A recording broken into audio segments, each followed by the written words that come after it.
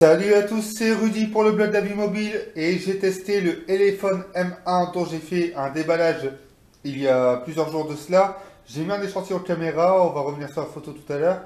Mais là on va revoir ce qu'il y a dans la boîte et je vais vous dire ce que j'ai pensé du smartphone. Donc le déballage, voilà. Je rappelle qu'il y avait 9,90 $ aussi d'offert lors du premier déballage de téléchargement d'applications. Donc ici on avait le smartphone, voilà l'outil pour la micro SIM et SD. Ici, le smartphone était emballé dans ce plastique, le dit du démarrage rapide, voilà. D'ailleurs, le voilà le bon.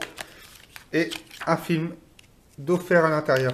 Sur le côté, voilà, on avait l'adaptateur secteur et le câble micro USB sans écouteur. Voilà pour le déballage. Voilà, le temps de ranger la boîte, on va faire le tour du smartphone. Donc ici, on a un écran HD de 5,5 pouces IPS avec un capteur frontal de 2 millions de pixels, un flash LED, un écouteur, capteur de proximité et de luminosité. Sur le bas, on a une touche sensitive Home, une touche retour et une touche menu juste ici. On ne les voit pas très bien, voilà. En plus, ça s'allume pas. Donc, sur la tranche droite, on a bouton Power et volume. Sur la droite, on a ici le port SIM et SD. On va regarder de suite en ouvrant. Voilà. Donc ici, c'est pour la carte micro SIM. Et là, carte SD. Donc de 32 Go, pour rappel. Voilà, c'est tout sur la droite. Sur l'arrière, on a ici le capteur dorsal de 13 millions de pixels, un double flash LED, un scanner d'empreinte, le logo, quelques petites certifications. Sur le bas ici, on a le port micro USB et des sorties audio. Donc la sortie audio n'est que sur la droite. Voilà, c'est pour un effet de visuel que ça a été rajouté aussi sur la gauche. Et sur le haut, on a ici le port jack 3.5. Voilà pour le tour du smartphone. On va regarder tout de suite au niveau de l'interface. Je voulais signaler aussi que ce n'est pas du plastique dessus. Voilà, c'est vraiment du métal sur l'arrière. J'aurais cru que c'était du plastique, mais non, c'est vraiment du métal. Ça a été plutôt bien travaillé. Vous voyez, on a ici quelques contours un peu biseautés, voilà, qui brillent un peu à la lumière.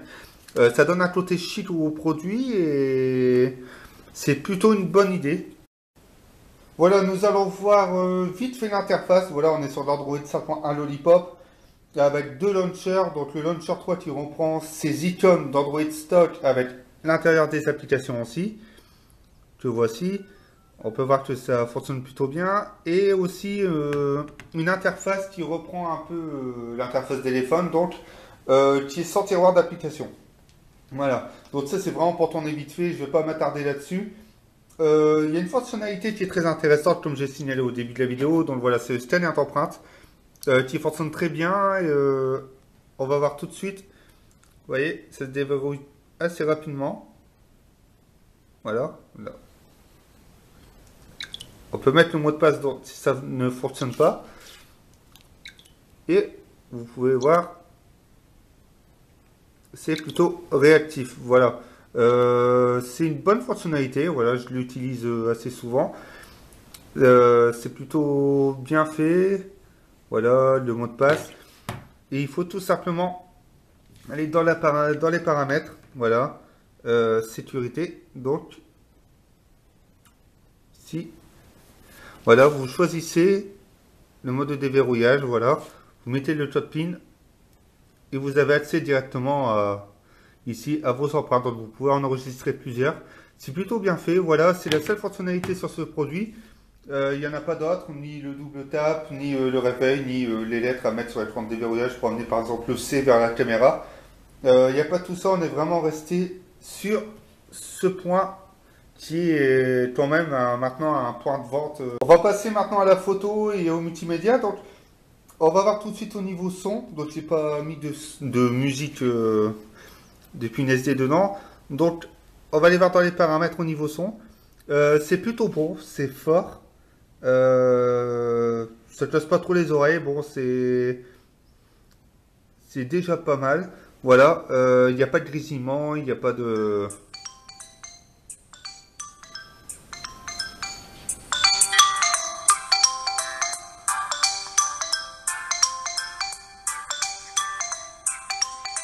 Voilà, c'est plutôt beau dans l'ensemble. Au niveau photo, j'ai trouvé ça assez bon. Surtout en bonne condition de luminosité. J'ai fait des photos en grisaille. C'était pas mal, mais sans plus. D'ailleurs, on va les voir tout de suite. Voilà. Donc, partant.